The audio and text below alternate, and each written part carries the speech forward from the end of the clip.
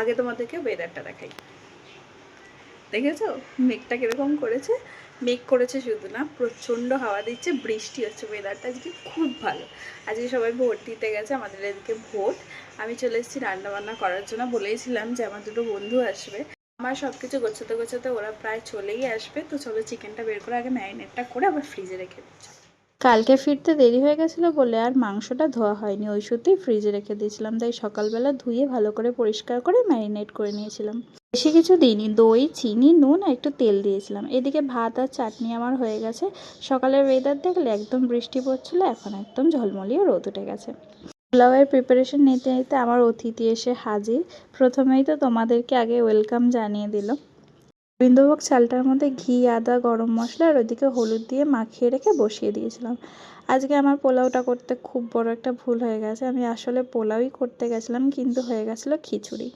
এবার আমি বলি, গল্পে আমি এতটাই মত্ত ছিলাম যে জলটা এত পরিমাণে বেশি দিয়ে দিয়েছি যে পোলাও হতে গিয়ে সেটা খিচুড়ি হয়ে গেছে।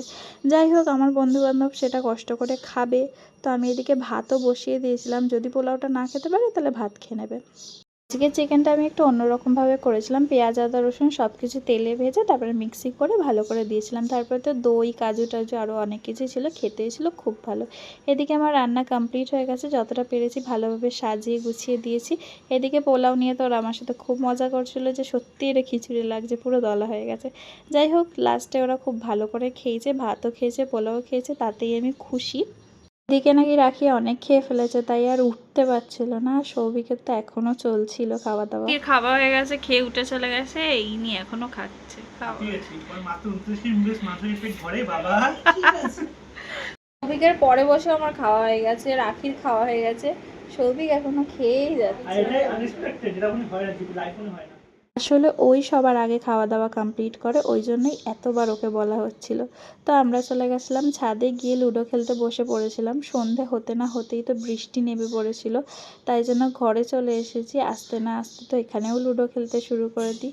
তারপরে ওদের হয় বাড়ি যাওয়ার পালা, গাড়ি আর বুকিং নিচ্ছে না, তো অবশেষে ওরা ঠিক করলো ওরা হেঁটে হেঁটে বাড়ি যাবে।